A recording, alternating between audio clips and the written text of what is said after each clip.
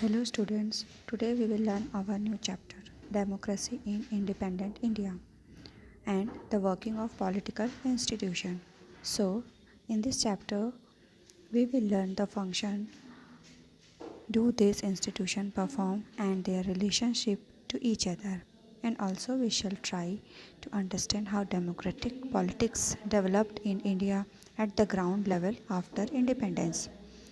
Country के सामने सबसे important challenge first general election conduct करना नए संगठन के अकॉर्डिंग और ये इंश्योर करे सक्सेस और उसकी स्थिरता ऑफ इंडियन डेमोक्रेसी। 1950 में हमारे संविधान को एडॉप्ट किया और 1952 में first general election conducted. First election general conduct करने के लिए सबसे पहले निर्वाचन नामावली मतलब इलेक्ट्रल रोल्स को प्रिपेयर करा। फिर वोटर्स को निर्वाचन मतलब इलेक्ट्रल प्रोसेस के बारे में एडुकेट करना और राज़ी करना। वो पोलिंग बूथ जाके अपना वोट दें और सारे कंट्रीज़ में पोलिंग बूथ सेट किया गया। सारे इलेक्शन कैंडिडेट को इलेक्शन सिंबल अलॉट किया गया। पोलिंग बूथ में पोलिंग ऑफिसर्स रखा गया। हर कैंडिडेट का एक separate voter slip preferred in the रखा गया बॉक्स और इस तरह से सारा प्रिपरेशन किया गया। नेक्स्ट टॉपिक हमारा है some special things of the initiative general election.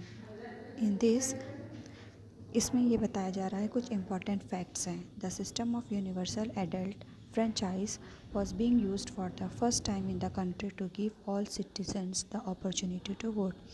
इसके अंदर सब सिटीजन्स को एक हमारे कंट्री में एडल्ट इसके अंदर दिया गया कि सबको अपॉर्चुनिटी है अपना वोट देने का। The government set up polling booths in far flung rural areas to enable people to cast their vote. और गवर्नमेंट ने जो बहुत ही रूरल एरियाज़ हैं जो दूर है जो वहाँ से लोग आ नहीं सकते हैं तो वहाँ पे भी पोलिंग बूथ रखा गया ताकि वहाँ के लोगों को आने में प्रॉब्लम ना हो और वो वहाँ पे वोट दे सकें। The election to the legislative assemblies of all the states were held simultaneously with the election to the लोक सभा। फिर द इलेक्शन जो लेजिस्लेटिव है उन्होंने वो लोकसभा में इलेक्शन हेल्ड किया गया। A total of 17 crore voters were registered for the election. 85 of them illiterate मतलब टोटल 17 करोड़ वोटर ने रजिस्टर्ड किया था इलेक्शन लड़ने के लिए। उसमें से 85% लोग तो इलिटरेट थे। Around 2,24,000 polling booths were set up with 1 polling booths for around every 1,000 voters. 10 lakh officials were deployed to oversees the polling process मतलब 2,24,000 पोलिंग बूथ्स सेट किया गया और एक पोलिंग बूथ में 1,000 वोटर्स को दिया गया वोट देने के लिए और 10 लाख ऑफिशियल्स जो हैं वो रखा गया ताकि वो सारे पोलिंग बूथ के प्रोसेस जो है वो सही हो रहे कि नहीं उसको लुक आफ्टर कर सके। Our next topic is dominance of a single party.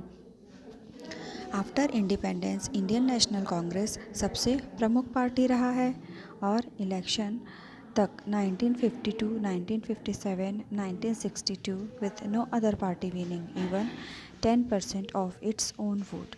Congress ने 70% सीट लोकसभा में जीता। Even though 45% won total votes cast in the elections. राज्यों को बहुमत से पार्टी ने गवर्नमेंट बनाया परंतु सिर्फ एक single party rule at the centre and the most of the state. दूसरे राजनीतिक के धाराओं में भी निखार आ गया। यहाँ तक कि कांग्रेस पार्टी में के विचारों में भी मजबूती आ गई। उनके जो टकराव थे अदर ग्रुप्स के साथ helping to strengthen inner party democracy. Then the next topic is abolition of the zamindari system. तो इसमें हम ये पढ़ेंगे कि क्या जमींदारी सिस्टम कैसे एबॉलिश हुआ। ब्रिटिश रूल के समय ज़मींदार सिस्टम कंट्री के बहुत रीजन्स में प्रिवेल था।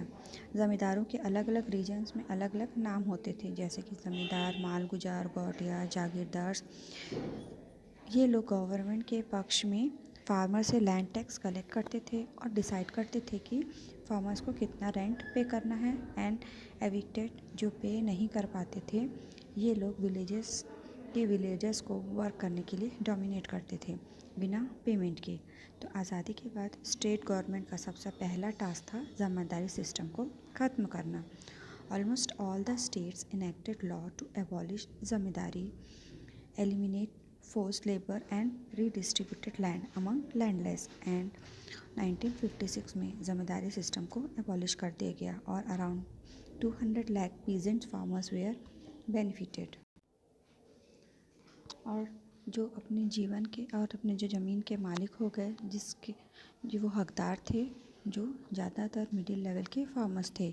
There living conditions improve but zamindar system could not be fully abolished with mini land owners using different tactics to reframe, मतलब बचना कंट्रोल ऑन देयर लैंड। कुछ तो गरीब फार्मर्स और लैंडलेस लेबर थे जो ज़मीन से वंचित रहे, है ना। और तो इस मतलब ये जो ज़मींदारी सिस्टम अबॉलिश हुआ, इससे जो हमारे फार्मर्स हैं उनको बहुत ही बेनिफिट हुआ, उनको अपना लैंड मिला और वो अपने लैंड पे खेती करने लगे और अपने ज़मीन के मालिक बने। हिंदू कोड बिल 1952 से 1956, तो इसमें हम हिंदू कोड बिल मतलब जो फर्स्ट जनरल इलेक्शन के पहले constituent assembly prepared Hindu code bill to ensure women's right in Hindu society. Casteism को हटाया, लॉज बनाया गया हिंदू अनडिवाइडेड फैमिली और प्रॉपर्टी के लिए। Doctor Ambedkar played a leading role in preparing और बिल और कॉन्स्टिट्यूएंट असेंबली को के सामने प्रेजेंट किया। प्राइम मिनिस्टर जवाहरलाल नेहरू ने भी फेवर्ड किया इस बिल का, लेकिन जो कंजर्वेटिव हिंदूज थे उन्होंने इस बिल का स्ट्रांगली अपोज किया। इसलिए कॉन्स्टिट्यूएंट असेंबली ने इलेक्शन के बाद बिल इंट्रोड्यूस करने का डिसीजन किया। फिर इस डिसीजन से डॉक्टर जो अंबेडकर हैं वो बहुत अपसेट हो गए और उन्होंने कैबिनेट से रिज़ाइन कर दिया। हिंदू कोड बिल सबसे बड़ा पोल इशू था 1952 का, है ना। तो उस समय इलेक्शन के समय और Congress victory weekend it's opponent, और फिर 4 अलग अलग लॉ पास्ड हुआ इंस्टेड ऑफ सिंगल लॉ। इसके बावजूद फिर भी वुमेन को इक्वल राइट्स देना सबसे बड़ा स्टेप था कंट्री के सोशल चेंज के लाने के लिए। तो एक argument repeatedly during the debate of Hindu code bill की हिंदू के लिए ही क्यों लॉ इनेक्टेड करें, इस रिलीजन के लिए क्यों नहीं, हर रिलीजन के लिए क्यों नहीं, सिर्फ हिंदू के लिए।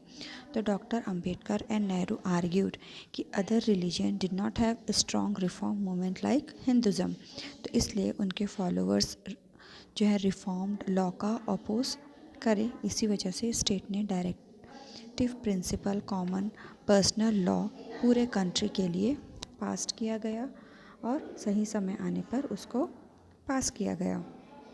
नेक्स्ट टॉपिक है reorganisation of states and states reorganisation commission. तो इसमें कॉन्स्टिट्यूशन ने क्या डिक्लेयर किया कि India would be a united states और हर स्टेट्स का अपना गवर्नमेंट होगा। ब्रिटिश ने इंडियन एम्पायर को एडमिनिस्ट्रेटिव प्रोविंसेस में डिवाइड किया, जैसे कि मद्रास जिसमें तमिलनाडु, आंध्र प्रदेश, कर्नाटका, केरला और मुंबई विच इंक्लूड रीजन जहाँ people spoke Marathi, Gujarati, Kannada, Konkani and other language. तो इस तरह से अलग अलग स्टेट्स ऑर्गेनाइज्ड हुआ और इस बेसिस पे डोमिनेंट रीजनल लैंग्वेज शुरू हुआ। और 1917 में कांग्रेस पार्टी ने अनाउंस किया कि स्टेट का रिकॉग्निशन लिंग्विस्टिक बेसिक पे होगा। कंट्री को इंडिपेंडेंस मिलने के बाद पार्टी अपना क्या किया, रीजनल यूनिट लिंग्विस्टिक बेसिस 4 पे सेटअप करे। और सबसे बड़ा कंसर्न कंट्री का यूनिटी था after the trauma of bifurcation on a religious basis. लेकिन जो reorganisation states on a linguistic basis कोई इजी टास्क नहीं था, क्योंकि मेनी रीजन्स और सेवरल लैंग्वेजेस बोला जाता था। तो ये बहुत ही डिफ़िकल्ट था कि किस एरिया से किस एरिया तक का लैंग्वेज कहाँ से शुरू होगा और किस एरिया तक लैंग्वेज ख़त्म होगा। Then the government constitution constituted a state recognition commission to look all these demands and give it recommendations. Then the commission submitted its report in 1955 में रिपोर्ट को सबमिट किया गया. Its recommendation were broadly accepted and formed the basis for reorganization the states. So eventually the Indian states were created on a linguistic basis. Fortunately, the country did not break up their formations as many Congress leaders had feared. On the contrary, it strengthened national unity because people speaking the same language found the place for themselves where they were respected and where their language and culture could be developed. Next topic इस plan development. और 2 month के अंतर में new constitution को adopt किया गया. Country के economic development को गाइड करने के लिए प्लानिंग कमीशन सेट किया गया. जवाहरलाल नेहरू ने इस प्लान डेवलपमेंट को फेवर किया और उन्हें ये विश्वास था कि सेंट्रल गवर्नमेंट एक कंसर्ट स्टेप कंट्री के इकोनॉमिक और सोशली डेवलपमेंट के लिए लेगा. तो प्लानिंग कमीशन ने इकोनॉमिक डेवलपमेंट के लिए 5 ईयर्स प्लान प्रपोज्ड किया जिसमें पब्लिक और प्राइवेट सेक्टर ने एक साथ हाथ मिलाया कंट्री के डेवलपमेंट के लिए. जो प्लान डेवलपमेंट से इंडिया में इंडस्ट्रियल डेवलपमेंट को हेल्प मिला और 1970 में एक स्पेशल प्रोग्राम लिया गया to eradicate poverty and general job. Next है foreign policy and relations with neighbour. Foreign policy विदेश नीति अपने अच्छे रिलेशन के कारण अदर कंट्रीज़ मतलब इंटरनेशनल कम्युनिटी अंतर्राष्ट्रीय समुदाय से भी डील एस्टेब्लिश किया. पंडित जवाहरलाल नेहरू अपने नेशन को इंटरनेशनल प्लेटफॉर्म में खड़ा हुआ देखना चाहते थे और उन्होंने आइडियाज़, इंटरेस्ट और रिक्वायरमेंट के हिसाब से शेप दिया. उनका सबसे पहला प्रिंसिपल था पंचशील, है ना. उसके हिसाब से उन्होंने जहाँ इंडिया और अपने नेबरिंग कंट्रीज़ है वहाँ पे पंचशील डॉक्ट्रिन को अडॉप्ट किया गया.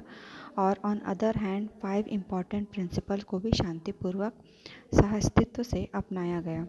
Second principle of foreign policy जिसमें इंडिया बिल्ड नॉन अलाइनमेंट मतलब गुड निरपेक्षता.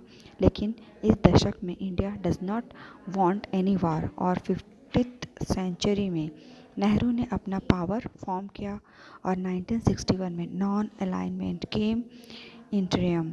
इन दिस वे जवाहरलाल नेहरू के द्वारा बनाया गया फॉरेन पॉलिसी को दोनों principle considered as the most important principle of foreign policy. Next है national language and the anti Hindi agitation. एक लंबा डिबेट चलने के बाद कॉन्स्टिट्यूएंट असेंबली ने ये डिसाइड किया कि किसी भी लैंग्वेज को नेशनल लैंग्वेज का स्टेटस नहीं दी जाएगी. फिर भी हिंदी को इंडियन यूनियन में ऑफिशियल लैंग्वेज कंसिडर किया गया. लेकिन Hindu was neither spoken nor understood in a huge area of the country. इसलिए 15 साल के लिए इंग्लिश को ऑफिशियल लैंग्वेज यूज़ करने का डिसीज़न हुआ. फिर इस पीरियड के एंड में हिंदी ही एकमात्र ऐसा लैंग्वेज था जिसे ऑफिशियल लैंग्वेज डिक्लेयर किया गया. सारे रिजोल्यूशन और मूवमेंट के बाद हिंदी को रीजनल और नेशनल लैंग्वेज ऑफ इंडिया माना गया क्योंकि इंडिया में मेजॉरिटी ऑफ पीपल हिंदी से ज़्यादा थे और वो आसानी से हिंदी बोल और समझ जाते थे. बहुत सारे पीपल जो इंडिया में रहते थे वो हिंदू थे. इस तरह से constitution of India made Hindi as a national language. Next topic is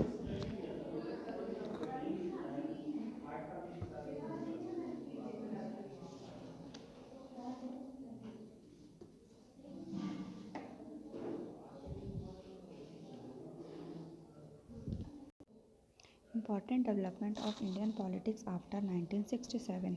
The year 1967 to 1971 इस पीरियड में रीजनल पार्टीज़ और रीजनल मूवमेंट राइज हुआ था. एक प्लान फॉर्मुलेटेड लोन को एक्सटेंड और सब्सिडाइज फार्मर्स के लिए किया गया. उनको varieties of seeds, fertilisers and pesticides supply करें ताकि वो मॉडर्न एग्रीकल्चर प्रैक्टिस करें और जिसे प्रोडक्शन भी बढ़े. और इसी प्रोग्राम को ग्रीन रेवोल्यूशन का नाम दिया गया. Rise of regional aspiration and decentralisation of power. Indian politics was going through an authoritarian phase after 1970 that led to centralization of power. The central government was gaining more control of the country economy. On the other, Indira Gandhi was strengthened her hold on the Congress party ने इंदिरा गांधी को Congress party को strength दिया गया और side lining में regional leaders को भी strength दिया गया और पीपल जो है वो थोड़ा सा इस एस्पिरेशन में डिफ़िकल्टीज रियलाइज़ कर रहे थे, है ना। Tension keep up building in Jammu Kashmir में हुआ, आंध्र प्रदेश, पंजाब, आसाम और अदर स्टेट में। और कॉन्स्टिट्यूशन प्रोविजन जो है वो चैलेंजेस के साथ सेंट्रलाइजेशन किया। Some moments challenges the constitution itself and the unity of the nation. We shall see two examples how the country was able to survive these gave challenges. Politics of regionalism, communism, regional and coalition government. States के people ने क्षेत्रीय आकांक्षा rise जिसके कारण जो है regional parties का creation हुआ। इस पीरियड में बहुत पार्टीज़ फॉर्म्ड हुए। पूरे कंट्री में दलित और मिडिल लेवल फार्मिंग कम्युनिटीज़ जैसे जट्स ने अपना पॉलिटिकल ऑर्गेनाइजेशन फॉर्म किया। बहुत सारे कम्युनिटीज़ ने भी अपना इकोनॉमिक कंडीशंस इम्प्रूव किया। फिर भी एजुकेशन और पॉलिटिक्स स्टिल बैकवर्ड। उन्होंने एजुकेशन और एम्प्लॉयमेंट में रिजर्वेशन का डिमांड किया। 1989 में विश्वनाथ प्रताप सिंह जो कोalition गवर्नमेंट के आइडियल थे, उन्होंने 27% all post in educational institution और पब्लिक सेक्टर एम्प्लॉयमेंट में ओबीसी के लिए रिजर्वेशन का डिसीजन लिया। 1985 के बाद development of political parties with narrow identities to represent the interest of a particular community और कास्ट और रिलीजन, है ना। उसके बाद इंडियन पॉलिटिक्स में कोalition गवर्नमेंट को न्यू फेस मार्क किया गया। पहले 4 दशक जो है वो डिकेड्स में इंडिपेंडेंस के बाद कंट्री में वन पार्टी रूल था। फिर 1990 के बाद पॉलिटिक्स जो है अनस्टेबल कोalition रहा, लेकिन 15 ईयर्स के बाद एक stable coalition government marked in office. ये coalition greater scope small regional parties to represent the interest of different sections of society. अच्छा कोऑर्डिनेशन टेक्निक्स पार्टीज़ के बाद स्थापित करना और स्टेबिलिटी का प्रॉब्लम को रिजॉल्व किया गया। एक टेक्निक सभी पार्टीज़ के लिए थे जिसमें गवर्नमेंट ने सभी को कॉमन प्रोग्राम जो भी सभी के व्यू पॉइंट के इनकॉर्पोरेटेड रखा गया, उसको एडॉप्ट किया और रिप्रेजेंट किया। मेजॉरिटी ऑफ इंटरेक्ट से इलेक्टोरल मेजॉरिटी बना। Thank you.